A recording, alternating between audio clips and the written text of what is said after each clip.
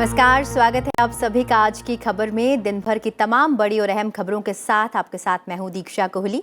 अगले आधे घंटे में होंगी देश, दुनिया और राज्यों की तमाम बड़ी खबरें, लेकिन शुरुआत हेडलाइंस के साथ। देश की स्थिरता में भारतीय सभ्यता और संस्कृति की अहम भूमिका। गुजरात के मोरबी में हनुमान जी की 108 फीट ऊंची प्रतिमा के अनावरण पर बोले प्रधानमंत्री। वोकल फॉर लोकल अभियान को सफल बनाने के लिए संत समाज से मांगा सहयोग। केंद्रीय स्वास्थ्य मंत्री ने की 1 लाख स्वास्थ्य और कल्याण केंद्रों पर ई संजीवनी टेली परामर्श सुविधा की शुरुआत। टेली कंसल्टेशन के जरिए लोग बड़े डॉक्टरों से ले सकेंगे सलाह। आयुष्मान भारत स्वास्थ्य और कल्याण योजना के 4 साल पूरे। पर्यावरण संरक्षण के लिए वैश्विक स्तर पर साझा प्रयास की जरूरत। राष्ट्रीय पर्यावरण युवा संसद में लोकसभा अध्यक्ष का संबोधन। युवाओं से जलवायु की सुरक्षा के लिए अपनी जिम्मेदारी निभाने का आह्वान। मणिपुर में मुख्यमंत्री एन बीरेन सिंह कैबिनेट का विस्तार। राज्यपाल ने 6 मंत्रियों को दिलाई पद और गोपनीयता की शपथ। 4 राज्यों में उपचुनाव के नतीजों में सत्तारूढ़ दल का दबदबा कायम। और यूक्रेन पर नए सिरे से मिसाइल हमले करने की मॉस्को ने दी धमकी। कीव समेत दूसरे शहरों में रूसी सैन्य बलों की भारी बमबारी। राष्ट्रपति जेलेंस्की की रूसी तेल पर प्रतिबंध लगाने की अपील।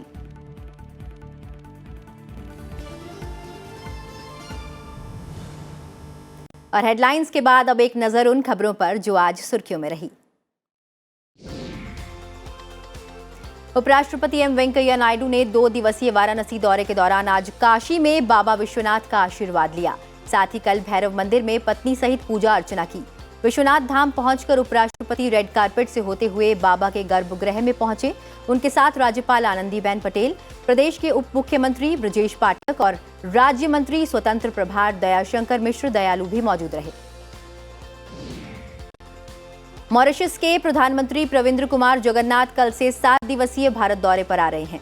विदेश मंत्रालय के मुताबिक प्रधानमंत्री नरेंद्र मोदी के निमंत्रण पर मॉरिशस के प्रधानमंत्री प्रविंद्र कुमार जगन्नाथ अपनी पत्नी कोबिता जगन्नाथ और एक उच्च स्तरीय प्रतिनिधि मंडल के साथ 17 से 24 अप्रैल तक भारत का दौरा करेंगे। सोनिया गांधी, शरद पवार, ममता बनर्जी, एम.के. स्टालिन, हेमंत सोरेन, तेजस्वी यादव और अन्य कई विपक्षी नेताओं ने लोगों से शांति और सद्भाव बनाए रखने का सांप्रदायिक हिंसा के अपराधियों को कड़ी सजा देने की संयुक्त अपील की है। साझा बयान में कहा गया है कि देश में अभद्र भाषा की बढ़ती घटनाएं चिंताजनक है। देश में एक दिन में कोविड-19 के 975 नए मामले सामने आए हैं। इसके साथ ही उपचाराधीन मरीजों की संख्या बढ़कर 11,366 हो गई है। उपचाराधीन मरीजों की संख्या कुल मामलों का लेवल 0.03% है, जबकि संक्रमण मुक्त होने वालों की राष्ट्रीय दर 98.76% है। मझगांव डाक शिप बिल्डर्स लिमिटेड 20 अप्रैल को P75 स्कॉर्पियन परियोजना के तहत छठी पनडुब्बी वाशगीर लॉन्च करने की तैयारी में जुटा है। अधिकारियों के मुताबिक इस साल अप्रैल और मई में 3 प्लेटफॉर्म, 1 पनडुब्बी, 15 ब्रावो विध्वंसक और 1 स्टील्थ फ्रिगेट लॉन्च करने की कोशिश की जा रही है। अमेरिका और यूरोप के कई देशों के बच्चों में लीवर संबंधी गंभीर बीमारी के रहस्यमय मामले सामने आए हैं। स्वास्थ्य अधिकारी इन मामलों संबंधी अनुसंधान कर रहे हैं और उनका मानना है कि इसका संबंध एक ऐसे वायरस से हो सकता है जिसके कारण आमतौर पर जुकाम होता है। चीन के 3 अंतरिक्ष यात्री देश के नए अंतरिक्ष स्टेशन पर रिकॉर्ड 6 महीने बिताने के बाद सुरक्षित पृथ्वी पर लौट आए हैं। शेनझोउ 13 कैप्सूल 3 अंतरिक्ष यात्रियों झाई झिंझांग, वांग यापिंग और ये गुआंगफू को लेकर उत्तरी चीन के आंतरिक मंगोलिया स्वायत्त क्षेत्र के गोबी रेगिस्तान में डोंगफेंग लैंडिंग स्थल पर सफलतापूर्वक उतरा। पाकिस्तानी संसद के निचले सदन नेशनल असेंबली के उपाध्यक्ष कासिम खान सूरी ने अपने खिलाफ अविश्वास प्रस्ताव पर मतदान से पहले इस्तीफा दे दिया। कासिम खान सूरी पूर्व प्रधानमंत्री इमरान खान की पार्टी पाकिस्तान तहरीक-ए-इंसाफ पार्टी के सदस्य हैं और नेशनल असेंबली अध्यक्ष असद कैसर के इस्तीफे के बाद सदन के कार्यवाहक अध्यक्ष की भूमिका निभा रहे हैं। फिलीपींस में उष्ण कटिबंधीय तूफान से मृतकों की संख्या 130 से अधिक हो गई है। अनेक लोग अब भी लापता हैं, जिन्हें तलाशने के प्रयास किए जा रहे हैं। इस सप्ताह के शुरू में देश के मध्य क्षेत्र में मेगी तूफान से तेज बारिश शुरू हुई, चट्टानें खिसकने की घटनाएं हुई और बाढ़ आ गई। अंतर्राष्ट्रीय स्तर पर तेल की कीमतों में जारी तेजी के बीच विमानों में ईंधन के तौर पर इस्तेमाल होने वाले एटीएफ की कीमतें भी 0.2% बढ़ा दी गई हैं। ये एटीएफ की कीमतों में हुई इस साल की लगातार 8वीं बढ़ोतरी है। सार्वजनिक तेल कंपनियों की तरफ से जारी अधिसूचना के मुताबिक एटीएफ के दाम में 277.5 रुपये प्रति लीटर की वृद्धि की गई है।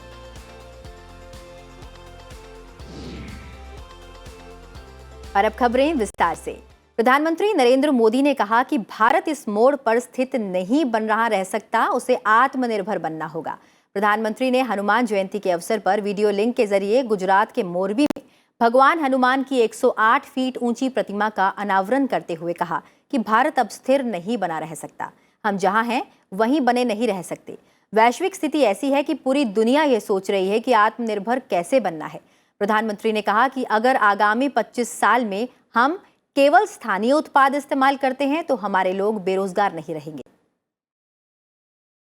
गुलामी के मुश्किल कालखंड में भी अलग अलग हिस्सों को, अलग अलग वर्गों को जोड़ा, आजादी के राष्ट्रीय संकल्प के लिए एकजुट प्रयासों को सशक्त किया। हजारों वर्षों से बदलती स्थितियों के बावजूद भारत के अड़िग अटल रहने में हमारी सभ्यता, हमारी संस्कृति की बड़ी भूमिका रही है। केंद्रीय स्वास्थ्य मंत्री मनसुख मांडविया ने कहा कि भारत स्वास्थ्य सेवा क्षेत्र में सांकेतिक समाधान से समग्र समाधान की ओर बढ़ गया है।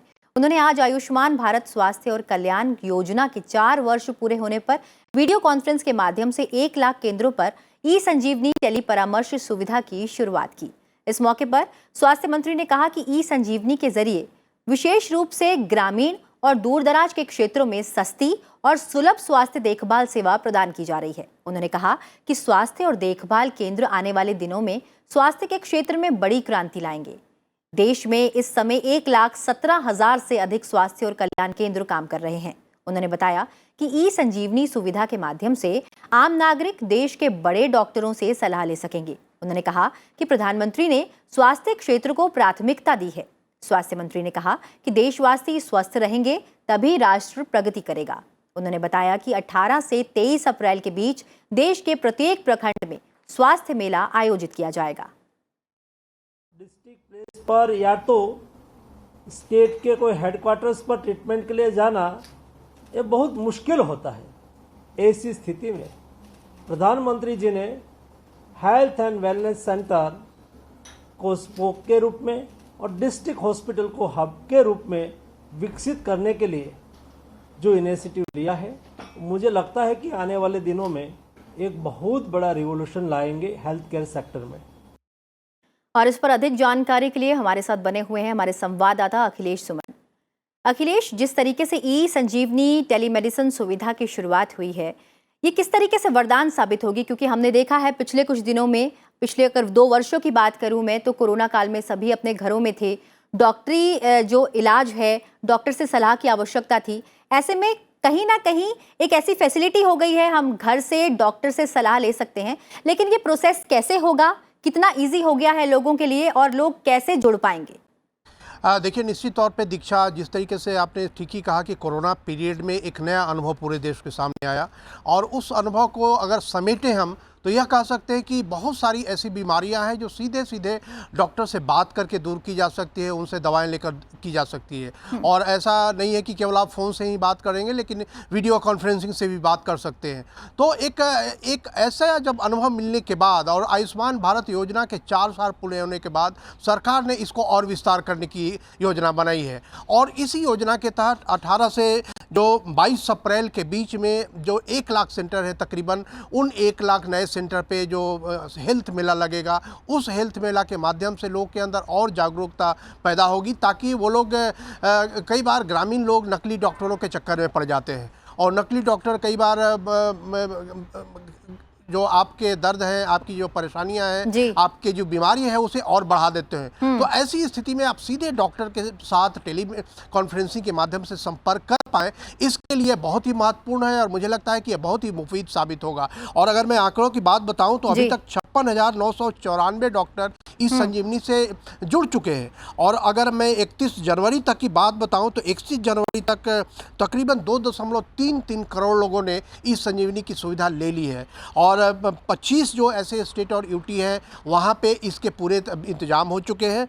लेकिन एक और नया काम किया गया है कि जी। उसमें कई बार होता है कि एक डॉक्टर जो प्राइमरी हेल्थ सेंटर पे बैठा हुआ है उसको किसी अन्य डॉक्टर से भी परामर्श करने की ज़रूरत है। मान लीजिए सपोज गिरिडीह, झारखंड के गिरिडीह के किसी प्रखंड में बैठा हुआ डॉक्टर है और उस मरीज को देखकर उनको लगता है कि कहीं और हमको डॉक्टर से बात करनी है तो एम्स के डॉक्टर से भी कर सकते हैं। तो 20 स्टेट्स और यूटीज में भी ऐसी व्यवस्था हो गई है कि डॉक्टर से डॉक्टर तक भी कंसल्टेशन कर सकते हैं। मतलब एक कुल बहुत ही मिलाकर महत्वपूर्ण- मरीजों को ही ये सुविधा उपलब्ध नहीं हुई है, ये डॉक्टर्स के लिए भी बेहतरीन सुविधा हो गई है जहां वो सेकंड कंसल्टेशन ले सकते हैं और ओपिनियन ले सकते हैं। इस तमाम जानकारी के लिए आपका बहुत बहुत धन्यवाद।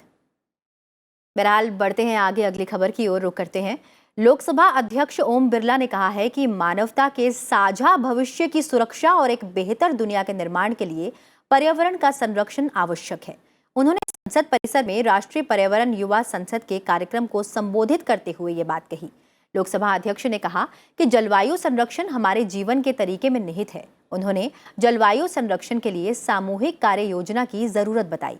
क्लाइमेट जस्टिस पर जोर देते हुए अध्यक्ष ने कहा कि विकसित देशों को जलवायु की सुरक्षा के लिए अपनी जिम्मेदारी साझा करनी चाहिए। उन्होंने कहा कि जलवायु संबंधी मुद्दों से निपटने के लिए एक सामूहिक कार्य योजना तैयार की जानी चाहिए और उसे लागू किया जाना चाहिए। आज आवश्यकता इसी बात की है कि पर्यावरण को संरक्षण रखने के लिए दुनिया को एक साझे प्रयास करने की आवश्यकता है। हमने इसको लक्ष्य बनाकर हमारा विकास भी न रुके और एक सस्टेनेबल रूप से हम पूरी दुनिया को एक नई दिशा दे सकें। जलवायु संरक्षण में युवाओं की भूमिका पर बोलते हुए लोकसभा अध्यक्ष ओम बिरला ने कहा कि देश में सामाजिक, आर्थिक और राजनीतिक परिवर्तन लाने में युवाओं ने हमेशा निर्णायक भूमिका निभाई है। उन्होंने कहा कि युवाओं को जलवायु की सुरक्षा के लिए अपनी जिम्मेदारियों को समझना चाहिए और साझा पर्यावरणीय पहल के लिए सरकार के साथ भागीदारी करनी चाहिए। आज समय यही आ गया है कि हम किस तरीके से ये आजादी की लड़ाई का संकल्प की तरह हमारा पर्यावरण और प्राकृतिक संसाधनों को सुरक्षित रखने के लिए एक लंबी लड़ाई लड़ने की आवश्यकता देश के नौजवानों की है। राज्यों में लोकसभा की एक और विधानसभा 4 सीटों पर हुए उपचुनाव में सत्तारूढ़ दल का दबदबा कायम रहा। पश्चिम बंगाल में आसनसोल लोकसभा सीट के लिए हुए उपचुनाव में टीएमसी प्रत्याशी और पूर्व केंद्रीय मंत्री शत्रुघ्न सिन्हा ने जीत हासिल कर ली है। उधर राज्य की बालीगंज विधानसभा के लिए हुए उपचुनाव में टीएमसी नेता बाबुल सुप्रियो ने जीत दर्ज की है। बिहार में बोचाहा विधानसभा सीट पर राष्ट्रीय जनता दल प्रत्याशी अमर कुमार पासवान ने बीजेपी की देवी कुमारी को 36,658 वोटों के अंतर से हरा दिया। महाराष्ट्र में सत्तारूढ़ महाविकास अघाड़ी में शामिल कांग्रेस के उम्मीदवार जयश्री यादव ने कोल्हापुर उत्तर विधानसभा क्षेत्र में हुए उपचुनाव में जीत दर्ज की है। छत्तीसगढ़ की खैरागढ़ विधानसभा सीट में कांग्रेस की उम्मीदवार यशोदा वर्मा ने जीत दर्ज की है। उन्होंने बीजेपी की उम्मीदवार कोमल जंघेल को हराया। मणिपुर में मुख्यमंत्री एन बीरेन सिंह ने आज कैबिनेट स्तर के 6 मंत्रियों को शामिल कर मंत्रिपरिषद का विस्तार किया है। राज्यपाल ला गणेशन ने राजभवन के दरबार हॉल में मंत्रियों को पद और गोपनीयता की शपथ दिलाई। इसके साथ ही बीरेन मंत्रिमंडल के मुख्यमंत्री समेत मंत्रियों की संख्या बढ़कर 12 हो गई है। इससे पहले 21 मार्च को 6 मंत्रियों ने शपथ ली थी। इनमें से 2 मंत्री नगा पीपल्स फ्रंट पार्टी के हैं। शपथ ग्रहण समारोह में मुख्यमंत्री, उनके कैबिनेट सहयोगियों और पार्टी के अन्य नेताओं ने भाग लिया। कांग्रेस अध्यक्ष सोनिया गांधी के आवास पर पार्टी के वरिष्ठ नेताओं की एक अहम बैठक हुई। बैठक में कांग्रेस के प्रस्तावित चिंतन शिविर, आगामी विधानसभा चुनावों की तैयारियों, सदस्यता अभियान समेत कई और अहम मुद्दों पर चर्चा हुई। जाने माने चुनावी रणनीतिकार प्रशांत किशोर ने कांग्रेस अध्यक्ष सोनिया गांधी के आवास पर हुई पार्टी के वरिष्ठ नेताओं की बैठक में अगले लोकसभा चुनाव की रणनीति का खाका पेश किया। पार्टी उनकी ओर से पेश की गई योजना पर विचार करने के लिए नेताओं का एक छोटा समूह बनाएगी, जो 1 सप्ताह के भीतर सोनिया गांधी को अपनी रिपोर्ट सौंपेंगे। बैठक में कांग्रेस के पूर्व अध्यक्ष राहुल गांधी, संगठन महासचिव केसी वेणुगोपाल, वरिष्ठ नेता अंबिका सोनी, मल्लिकार्जुन खड़गे और कुछ और नेता भी मौजूद रहे।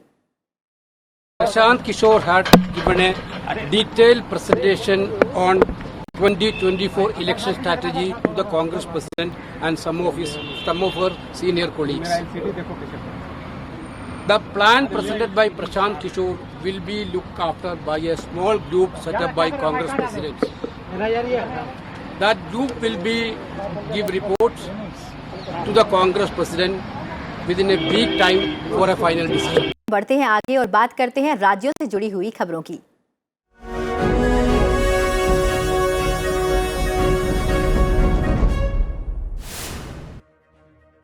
प्रधानमंत्री नरेंद्र मोदी 18 से 20 अप्रैल तक गुजरात का दौरा करेंगे। प्रधानमंत्री 18 अप्रैल को गांधीनगर में स्कूलों के कमांड एंड कंट्रोल सेंटर का दौरा करेंगे। 19 अप्रैल को बनासकांठा में दियोदर में बनास डेयरी संकुल में कई विकास परियोजनाओं की आधारशिला रखेंगे। केंद्रीय मंत्री अनुराग ठाकुर ने सांसद मोबाइल स्वास्थ्य सेवा के 4 साल होने पर हिमाचल प्रदेश के ऊना में आयोजित एक कार्यक्रम में लोगों से साफ सफाई पर ध्यान देने की अपील की। साथ ही उन्होंने मई महीने में 15 दिन के लिए महिलाओं की हर तरह की जांच के लिए 30 गाड़ियां चलाने की घोषणा की। पंजाब के मुख्यमंत्री भगवंत मान ने 1 जुलाई से 300 यूनिट मुफ्त बिजली देने की घोषणा की है। राज्य में 300 यूनिट बिजली मुफ्त मुहैया कराना पंजाब विधानसभा चुनाव में किए गए आपके मुख्य चुनावी वादों में से एक था। मणिपुर में मुख्यमंत्री एन बीरेन सिंह ने ब्लॉक स्तरीय जन स्वास्थ्य जांच कार्यक्रम शुरू किया है। इसके तहत स्वास्थ्य विभाग अन्य विभागों के सहयोग से पूरे राज्य में ब्लॉक स्तर पर स्वास्थ्य शिविर और अन्य स्वास्थ्य देखभाल अभियान संचालित करेंगे। मदुरई में वैगई नदी में भगवान कल्लाझुगर के प्रवेश के दौरान 2 लोगों की मौत हो गई। तमिलनाडु के मुख्यमंत्री एम.के. स्टालिन ने पीड़ितों के परिवारों के प्रति संवेदना व्यक्त की है और मुख्यमंत्री के सामान्य राहत कोष से मृतकों के परिवार को 5-5 लाख रुपए और घायल हुए 7 लोगों को 1-1 लाख रुपए देने की घोषणा की है। गोरखनाथ मंदिर की सुरक्षा में तैनात सिपाहियों पर हमले के आरोपी अहमद मुर्तजा अब्बासी को एटीएस ने आज गोरखपुर कोर्ट में पेश किया। मुर्तजा अब्बासी पर एटीएस ने यूपीए यानी गैर कानूनी गतिविधियां रोकथाम अधिनियम के तहत केस दर्ज किया है। कोर्ट ने इस मामले को एटीएस कोर्ट लखनऊ स्थानांतरित करने के साथ ही मुर्तजा को 14 दिन की जुडिशियल कस्टडी में जेल भेज दिया है। दक्षिण कश्मीर के अनंतनाग जिला के वटनार इलाके में सुरक्षा बलों और आतंकियों के बीच मुठभेड़ जारी है। सुरक्षा बलों और पुलिस ने यहां 3 के करीब आतंकियों की घेराबंदी कर रखी है। मुंबई के माटुंगा स्टेशन पर दादर पुडुचेरी एक्सप्रेस के 3 कोच के शुक्रवार रात पटरी से उतरने की घटना के उच्च स्तरीय जांच के आदेश दिए गए हैं। दादर पुडुचेरी एक्सप्रेस के 3 कोच उस समय पटरी से उतर गए जब सीएसएमटी गडग एक्सप्रेस के इंजन ने उसे पीछे से टक्कर मार दी। हालांकि इसमें किसी के हताहत होने की कोई सूचना नहीं है। उत्तराखंड के पिथौरागढ़ धारचूला रोड के पास से शुरू हुई आग 2 किलोमीटर के दायरे में फैल गई है। फिलहाल आग पर काबू पाने की कोशिशें जारी हैं। आग लगने से कोई पेड़ जलकर राख हो गए। केरल के कई हिस्सों में मूसलाधार बारिश जारी रहने की आशंका है।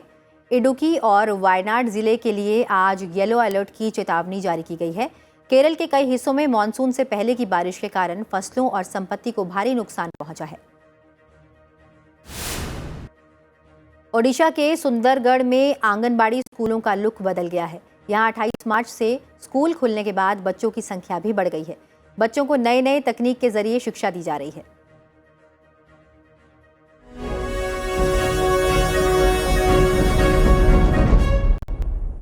अब बढ़ते हैं आगे और अहम खबरों पर नजर डालते हैं।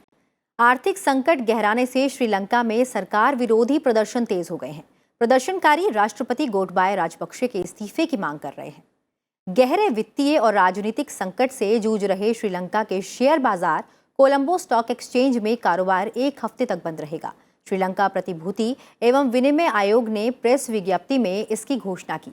उसने कहा कि निवेशकों को बाजार के बारे में अधिक स्पष्टता और समझ पैदा करने के लिए मौका देने के इरादे से कोलंबो स्टॉक एक्सचेंज में इस सोमवार से लेकर शुक्रवार तक कारोबार बंद रखने का फैसला लिया गया है। इस घोषणा का मतलब है कि 18 अप्रैल से शुरू होकर 22 अप्रैल तक कोलंबो शेयर बाजार में कारोबार अस्थायी तौर पर बंद रहेगा। रूसी सेना ने कीव, पश्चिमी यूक्रेन और अन्य हिस्सों पर फिर से हमला तेज कर दिया है। यह यूक्रेन और उसका साथ देने वाले पश्चिमी देशों के लिए चेतावनी है कि पूर्वी यूक्रेन पर हमले की रूसी योजना के बावजूद पूरा देश अभी युद्ध के खतरे के साए में है। मॉस्को ने कीव पर नए सिरे से मिसाइल हमले करने की धमकी दी है। रूसी रक्षा मंत्रालय के प्रवक्ता इगोर कोनाशकेनकोव ने कीव पर नए सिरे से हमले करने की धमकी देते हुए कहा कि रूस ने कीव में मिसाइल प्रणालियों की मरम्मत और उत्पादन केंद्र को नष्ट करने के लिए मिसाइलों का इस्तेमाल किया। दक्षिणी बंदरगाह शहर मरियुपोल में लड़ाई अभी तक जारी है। यूक्रेन के राष्ट्रपति व्लादिमीर जेलेंस्की ने लोकतांत्रिक दुनिया से रूसी तेल पर प्रतिबंध लगाने की अपील की है। राष्ट्रपति जेलेंस्की ने वीडियो संदेश में कहा कि लोकतांत्रिक दुनिया को यह स्वीकार करना चाहिए कि ऊर्जा संसाधनों के लिए रूस को मिलने वाला धन वास्तव में लोकतंत्र के विनाश के लिए इस्तेमाल होने वाला धन है। उन्होंने कहा, लोकतांत्रिक दुनिया जितनी जल्दी ये समझ लेगी कि रूसी तेल पर प्रतिबंध लगाना उसके बैंकिंग क्षेत्र को पूरी तरह अवरुद्ध करना शांति के लिए आवश्यक कदम है, युद्ध उतनी ही जल्दी समाप्त हो जाएगा। देश भर में आज हनुमान जयंती की पूरी आस्था और विश्वास के साथ मनाई जा रही है। प्रधानमंत्री नरेंद्र मोदी ने इस मौके पर देशवासियों को बधाई दी है। हनुमान जयंती पर जगह जगह मंदिरों में पूजा अर्चना की जा रही है। साथ ही कई जगहों पर कार्यक्रम का आयोजन भी किया गया है। प्रधानमंत्री ने भगवान हनुमान को शक्ति, साहस और संयम का प्रतीक बताते हुए ट्वीट कर कहा कि भगवान हनुमान के आशीर्वाद से सभी का जीवन शक्ति, बुद्धि और ज्ञान से परिपूर्ण हो।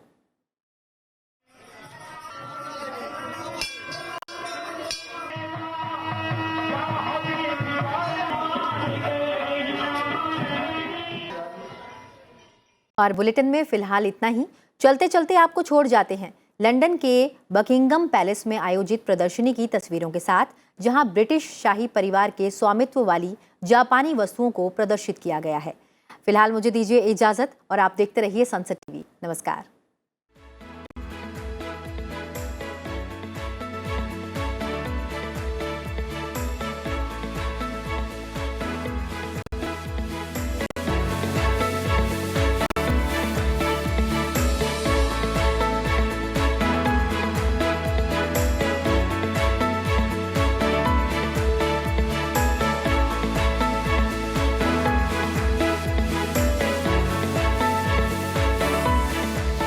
Thank you.